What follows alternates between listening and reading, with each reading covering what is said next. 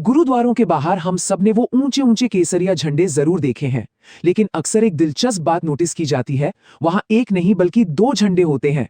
आज के इस खास विश्लेषण में हम इसी ऐतिहासिक रहस्य को गहराई से समझने वाले हैं।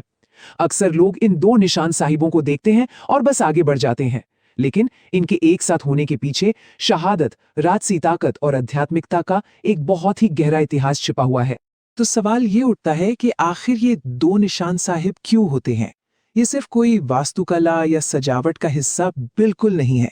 ये बात जुड़ी है उस समय से जब खालसा पंथ ने अपनी आध्यात्मिक जड़ों को सांसारिक शक्ति के साथ जोड़ा था। जब हम इन दो निशान साहिबों को देखते हैं तो एक बात एकदम साफ नजर आती है। एक झंडा बहुत विशाल होता है, मानो सीधा आसमान को छू रहा हो, और ठीक उसी के पास एक दूसरा झंडा होता है जो ऊंचाई में थोड़ा छोटा होता है। ये ऊंचाई का अंतर कोई गलती नहीं है, बल्कि एक बहुत ही सोच समझकर बनाई गई व्यवस्था है जो एक बड़ा रहस्य अपने अंदर समेटे हुए है। लेकिन इस रहस्य तक पहुंचने से पहले मूल बात को समझना बहुत जरूरी है। निशान साहिब का असल मतलब आखिर है क्या?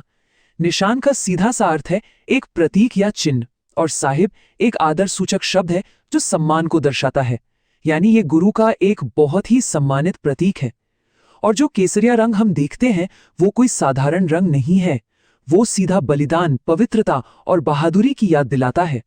ऐतिहासिक रूप से देखा जाए तो निशान साहिब सिर्फ एक झंडा नहीं बल्कि एक गारंटी हुआ करता था। पुराने समय में जब कोई थका हारा मुसाफिर मीलों दूर से इस केसरिया निशान को हवा में लहराते हुए देखता था तो उसे तुरंत तसल्ली मिल जाती थी। उसे पता चल जाता था कि ये गुरु का घर है, यहाँ आसरा मिलेगा, भूखे को लंगर मिलेगा और कोई भी इस दर से कभी खाली हाथ नहीं लौटेगा। ये बिना किसी शर्त के मिलने वाले समर्थन का एक प्रतीक था। अब बात करते हैं इसके पीछे के सबसे मुख्य दर्शन की, यानी मीरी और पीरी के सिद्धांत की। यहीं पर उन दोनों झंडों का गहरा मतलब सामने आता है। जो बड़ा झंडा है वो पीरी का प्रतीक है, जिसका मतलब है आध्यात्मिक शक्ति और सर्वोच्च सत्ता, और जो छोटा झंडा है वो मीरी को दर्शाता है, यानी सांसारिक शक्ति, न्याय और हमारे सामाजिक कर्तव्य। ये इस बात को बिल्कुल स्पष्ट करता है कि आध्यात्मिकता का स्थान हमेशा सांसारिक ताकत से ऊपर होता है। इस महान और क्रांतिकारी परंपरा की शुरुआत छठे गुरु श्री गुरु हरगोबिंद साहिब जी ने की थी। इतिहास का वो पल वाकई में एक बहुत बड़ा वैचारिक बदलाव था, जब गुरु साहिब ने दो तलवारें धारण की, एक पीरी की और एक मीरी की। उन्होंने ये कड़ा संदेश दिया कि अब सिर्फ माला जपना ही काफी नहीं है, बल्कि अन्याय और अत्याचार के खिलाफ शस्त्र उठाना भी धर्म का ही एक अहम हिस्सा है। और इसी क्रांति से जन्म हुआ संत सिपाही के महान आदर्श का, एक ऐसा इंसान जो अपने अंदर ध्यान और आध्यात्मिक शांति रखता है, लेकिन जब समाज को जरूरत पड़े तो वो एक निडर सिपाही भी बन सकता है। शांतिपूर्ण ध्यान और अत्याचार के खिलाफ खड़े होने का साहस, यही बेहतरीन संतुलन इन दो निशान साहिबों में भी साफ नजर आता है। आइए अब इस सिद्धांत की ऐतिहासिक जड़ों और अकाल तख्त साहिब की बात करते हैं। अमृतसर में श्री हरमंदिर साहिब, जिसे स्वर्ण मंदिर भी कहा जाता है, विशुद्ध रूप से आध्यात्मिक भक्ति का केंद्र है।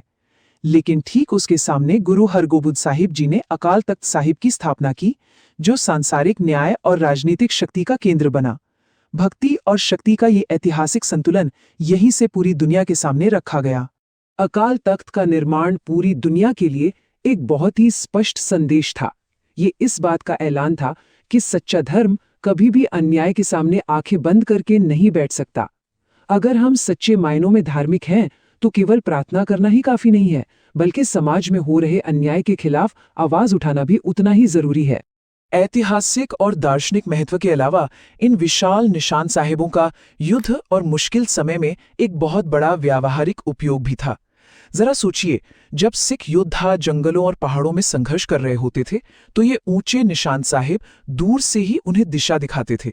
इनसे पता चल जाता था कि शिविर कहाँ है, लंगर कहाँ चल रहा है और साथ ही सैनिकों को कहाँ इकट्ठा होना है। उस समय जब दमन और अत्याचार अपनी चरम सीमा पर थे, दुश्मन की सबसे पहली और सबसे बड़ी कोशिश हमेशा यही होती थी कि किसी तरह निशान साहिब को गिरा दिया जाए। क्यों? क्योंकि उन्हें बहुत अच्छी तरह से मालूम था कि जब तक ये निशान साहिब पूरी शान से आसमान में ऊंचा खड़ा है, इसका सीधा सा मतलब है कि खालसा अजय है, खालसा झुका नहीं है। और इस मानक, इस ध्वज के लिए कैसे कैसे बलिदान दिए गए हैं, ये सोचकर ही रोंगटे खड़े हो जाते हैं। इतिहास ऐसे अनगिनत युद्धों का गवाह है जहां सिख योद्धाओं ने अपनी आखिरी सांस तक, जी हां, अपने खून की आखिरी बूंद तक संघर्ष किया। उनका सिर्फ एक ही लक्ष्य होता था कि निशान साहब कभी जमीन को न छुएं, क्योंकि ये उनकी आन बान और उनकी उस स्वतंत्रता की सबसे बड़ी निशानी थी जिसे कोई छीन नहीं सकता था। अब इस चर्चा को आगे बढ़ाते हुए शहादत और विनम्रता के उस प्रतीक को समझते हैं जो इन झंडों से गहराई से जुड़ा है। झंडों की ऊंचाई का ये अंतर अपने आप में एक बहुत ही खूबसूरत रूपक है। जो बड़ा झंडा आसमान की ओर जाता है वो गुरु की अनंत महानता को दर्शाता है, और जो छोटा झंडा है वो उस सिख का प्रतीक है जो अपनी तमाम सांसारिक ताकत और सफलताओं के बावजूद हमेशा गुरु के सामने सेवा और विनम्रता के भाव में झुका रहता है। इसका सबसे बड़ा सबक एक बहुत ही शक्तिशाली विचार में छिपा है। शक्ति हो लेकिन घमंड नहीं। छोटा निशान साहिब लगातार ये याद दिलाता रहता है कि इंसान दुनिया में कितना भी ताकतवर क्यों ना बन जाए, उसका अहंकार हमेशा खत्म होना चाहिए और उसका सिर हमेशा परम शक्ति के आगे झुका रहना चाहिए। इसके साथ ही निशान साहिब का सीधा संबंध शहादत से भी है। मुगल काल और अफगान आक्रमणों के उस बेहद क्रूर और काले दौर में भी ये निशान साहिब शान से खड़ा रहा। ये उन हजारों ज्ञात और अज्ञात शहीदों को एक सच्ची श्रद्धांजलि है जिन्होंने सत्य, धर्म और इंसानियत को बचाने के लिए हंसते हंसते अपनी जान कुर्बान कर दी। उस खौफनाक दौर में जब लोगों को जंगलों में छुपकर रहना पड़ता था, तब कहीं दूर एक निशान साहिब को हवा में लहराते हुए देखना ही अपने आप में एक बहुत निडर घोषणा थी। ये इस बात का खुला ऐलान था कि जुल्म चाहे कितना भी बढ़ जाए, खालसा अभी जिंदा है। ये झंडा उनके अस्तित्व और कभी हार न मानने वाले जज्बे का सबसे बड़ा सबूत था। आखिर में आइए बात करते हैं निशान साहिब से जुड़े कुछ महत्वपूर्ण तथ्यों और जीवंत परंपराओं की। आज भी निशान साहिब सिर्फ एक झंडा नहीं बल्कि एक जीवंत विरासत है। जिस केसरिया कपड़े से इसे ढका जाता है उसे चोला कहा जाता है, जिसे समय समय पर पूरी मर्यादा के साथ बदला जाता है। इसकी सफाई और रखरखाव एक बहुत ही पवित्र सेवा मानी जाती है, और सबसे अहम बात, ये आज भी एक जीवित वचन है, एक ऐसा पक्का वादा कि जब तक ये निशान साहिब आसमान में है किसी को भूखा नहीं सुने दिया जाएगा और हमेशा कमजोरों की रक्षा की जाएगी। दुनिया भर में कई धार्मिक झंडे हैं और उनमें से ज्यादातर अक्सर अपने एक विशेष समुदाय या वर्ग का ही प्रतिनिधित्व करते हैं, लेकिन निशान साहिब के साथ ऐसा बिल्कुल नहीं है। ये किसी एक दायरे में सिमटा हुआ नहीं है। ये पूरी मानवता के लिए एक खुला निमंत्रण है, और ईमानदारी से कहें तो ये अंतर अपने आप में बहुत ही गहरा और प्रेरणा देने वाला है। इस खुले निमंत्रण के अंदर कुछ बहुत ही गहरे और पक्के वादे शामिल हैं, जैसे भूखे को भोजन, डरे हुए को पूरी सुरक्षा और हर पीड़ित को सहारा। यही तो कारण है कि आज भी दुनिया के किसी भी कोने में कोई प्राकृतिक आपदा आ जाए, कोई युद्ध छिड़ जाए या कोई भी संकट हो, सिख लंगर और मानवीय सहायता सबसे पहले वहां मुस्तैद नजर आते हैं। ये कोई संयोग नहीं है, ये इन्हीं वादों का एकदम व्यवहारिक और जीता जागता रूप है। क्या कभी ध्यान दिया है कि निशान साहिब हमेशा इतनी अधिक ऊंचाई पर ही क्यों स्थापित किया जाता है? इसका एक बहुत बड़ा कारण है। ये इस बात का स्पष्ट प्रतीक है कि सच्चाई को चाहे कितना भी दबाने या कुचलने की कोशिश कर ली जाए, एक न एक दिन वो फिर से उतनी ही ऊंचाई पर पूरी शान से लहराएगी। सच कहें तो ये पूरी इंसानियत के लिए उम्मीद की एक बहुत बड़ी किरण है। गुरुद्वारे के भीतर कदम रखने से ठीक पहले नज़र सबसे पहले किस चीज़ पर पड़ती है? ये सवाल हमें इस बात पर सोचने के लिए मजबूर कर देता है कि उस पवित्र चौखट को पार करने से पहले इंसान की मानसिक स्थिति आखिर कैसी होनी चाहिए। जाहिर है, सबसे पहले दर्शन निशान साहिब के ही होते हैं, और ये यहाँ एक आध्यात्मिक चेक पॉइंट की तरह काम करता है। इसे देखकर ऐसा महसूस होता है मानो गुरु साहिब स्वयं बाहर खड़े होकर ये स्पष्ट निर्देश दे रहे हों, अंदर आने से पहले अपना सारा का सारा अहंकार, अपनी मैं यहीं बाहर छोड़ दो। आत्मसमर्पण की शुरुआत यहीं से, इसी पहले कदम से होती है। और इस अहंकार को बाहर छोड़ देने का नतीजा क्या होता है? एक बहुत ही अद्भुत हल्कापन।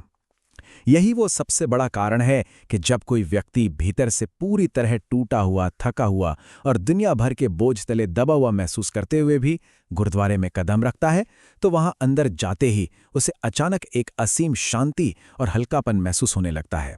उसका सारा सांसारिक बोझ, सारी चिंताएं मानो वहीं चौखट के बाहर ही रह जाती हैं। तो इस पूरे विश्लेषण को इस बेहद शक्तिशाली विचार के साथ समेटते हैं।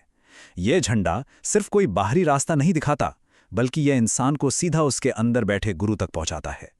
निशान साहिब की यह अंतिम और सबसे गहरी यात्रा है, बाहर से भीतर की ओर। क्या हमने कभी सोचा था कि एक धार्मिक प्रतीक के इतने गहरे और विशाल अर्थ हो सकते हैं? यह सच में सोचने वाली बात है कि हम अपने आसपास के प्रतीकों को कितनी गहराई से समझते हैं। खैर, इसी विचार के साथ आज के इस विश्लेषण को यहीं विराम देते हैं। साथ जुड़ने के लिए बहुत बहुत शुक्रिया।